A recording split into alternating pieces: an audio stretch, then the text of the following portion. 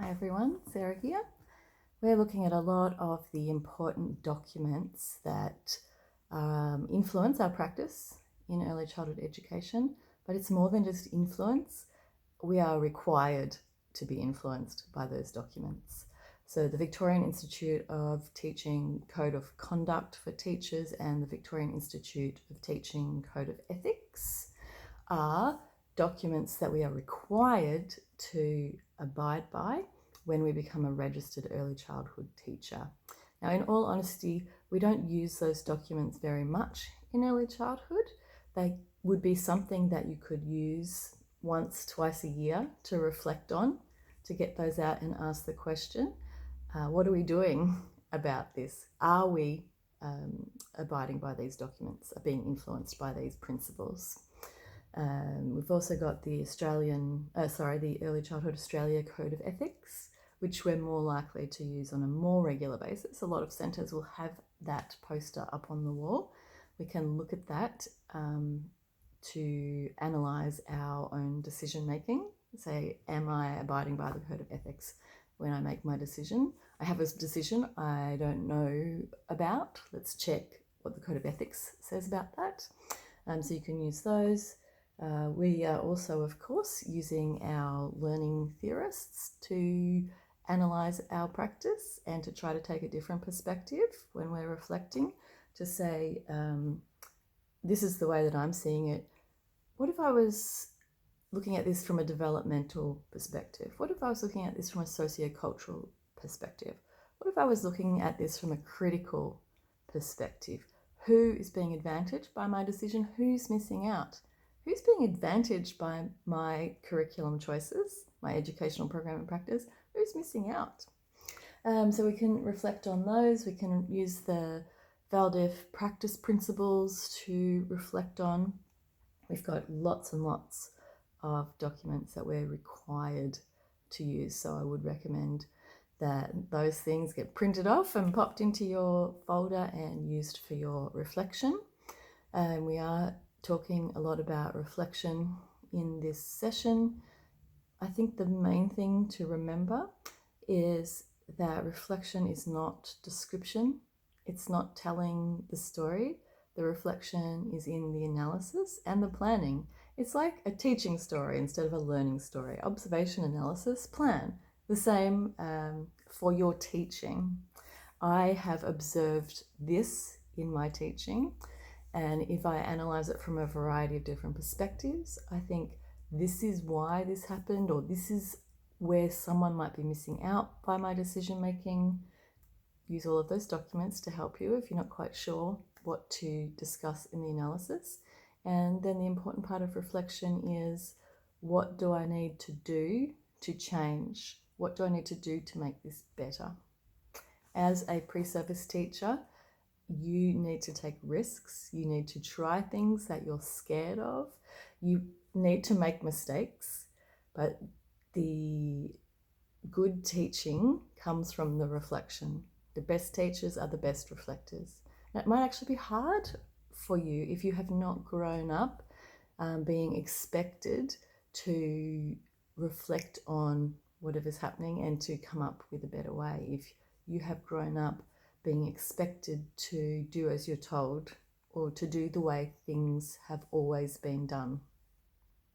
That idea comes up a lot in early childhood. We do it this way because that's the way it's always done. Or a similar way to say that is, we can't do that, it's in the regulations. But it's often not in the regulations. So get out your regulations, have a look. Get out the National Quality Standard, have a look. So that reflection, as soon as I hear that's just the way we do it, I'm like, okay, I need to question this. It's time for some reflections. So when you are writing your reflective practice protocols, it needs to be more than, my strength was group time, my problem was conflict management, and so I will ask the teacher for help. That's not a good reflection. You're not writing that reflective practice protocol for the purpose of ticking a box. And I know that there are a lot of centres out there who do reflections like that, and it's, to be honest, it's not good enough. It is not fulfilling its purpose. It's not meaningful.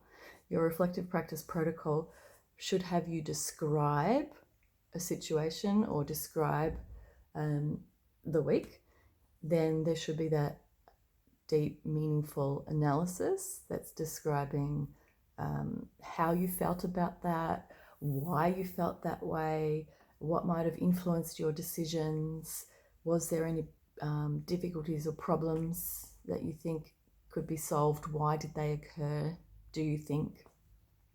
And then go on to the plan. So let's use that same example where you describe I had to do group time, and when I was doing group time, the children were talking and they were rolling around on the floor, and didn't know if that was okay. And then a fight broke out, and two children were pushing each other and crying, and I froze and I looked to my mentor teacher, and she stepped in.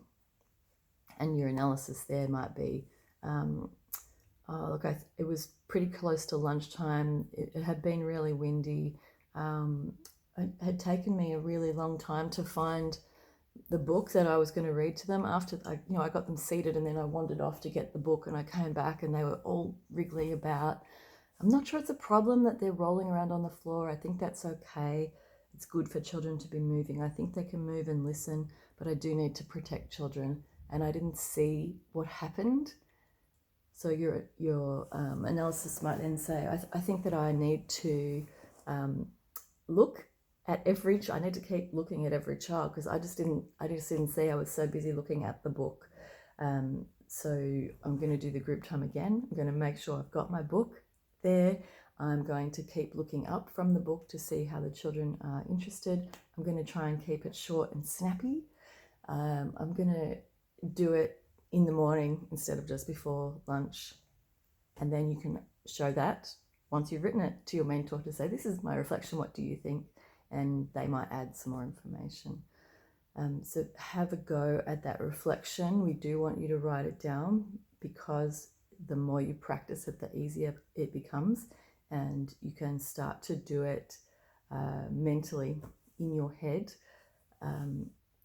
almost automatically, because the best teachers are involved in constant reflection. The best teachers actually fail every day and then reflect on that and work it out, make it better the next day. So if you fail, don't worry, do it again. I was telling my face-to-face class, I had a student teacher once. She wanted to teach the children tunnel ball. She did it 5 days in a row. It got better every day, but it went quite smoothly on the 5th day. And children love doing things over and over again. Okay, all the best. These documents that are in the session might sound really boring, but they are important, and you need to know what is in them. So please spend some time reading them.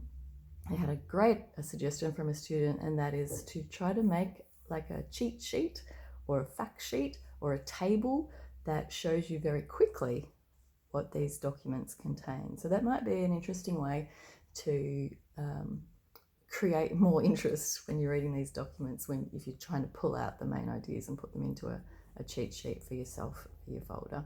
All right, all the best, everyone.